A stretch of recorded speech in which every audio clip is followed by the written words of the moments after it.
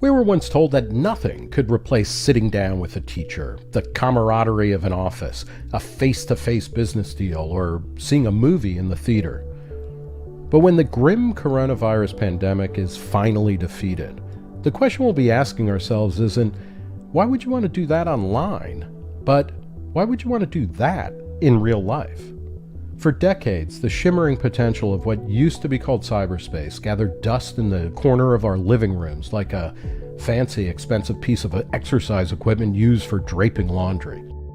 In 1990's Life After Television, George Gilder gazed upon networked machines he called telecomputers and dreamed of a world in which political and corporate hierarchies were smashed by user-generated hetarchies. The founders of Wired promised a peaceful digital revolution that would whip through our lives like a Bengali typhoon.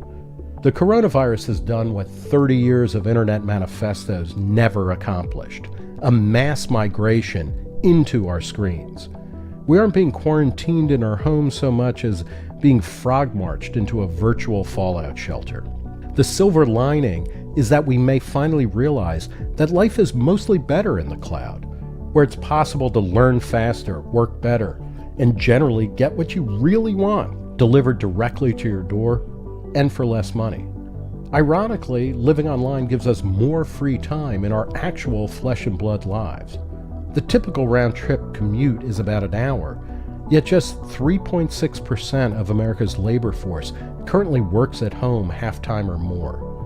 More than 50% of all employees have a job that could at least partly be done remotely, and 80% say they want to work from home at least part of the time. Now is their chance. Doctor's appointments that last just a few minutes can take weeks to schedule and blow apart entire days. Telemedicine accounted for less than 1% of insurance claims before the pandemic. Now, Medicare is covering video and phone appointments, and hospitals are monitoring coronavirus patients remotely at homes, providing more comfort and reducing the risk of contagion. Before the coronavirus pandemic, fewer than 6% of public K-12 schools offered a majority of their courses online, and just 13% of undergraduates got their bachelor's degrees through the internet. Now the whole country is experiencing the flexibility and offerings available through distance learning, and it seems likely that the future of education will more seriously blend online and in-class instruction. Many people will head out to multiplexes and sports arenas once they reopen, but fewer than ever before. Even before this time of self-isolation, studios had already been stepping up the simultaneous release in theaters and on-demand video. Netflix now allows users to watch the same show remotely with friends, creating a communal experience instead of a solitary one. Amazon is hiring an additional 100,000 workers to meet demand for deliveries of its standard fare and for groceries too, as online retailing explodes.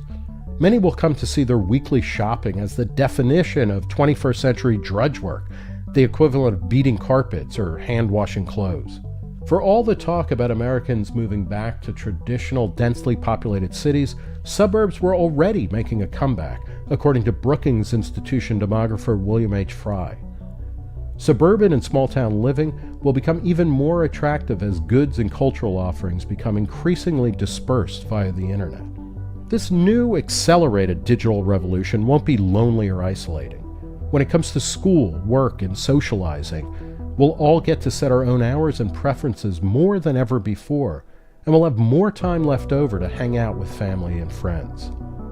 Virtual and augmented reality gear, faster connection speeds, and the ability to interact with more and different people will give us more points of contact than ever before.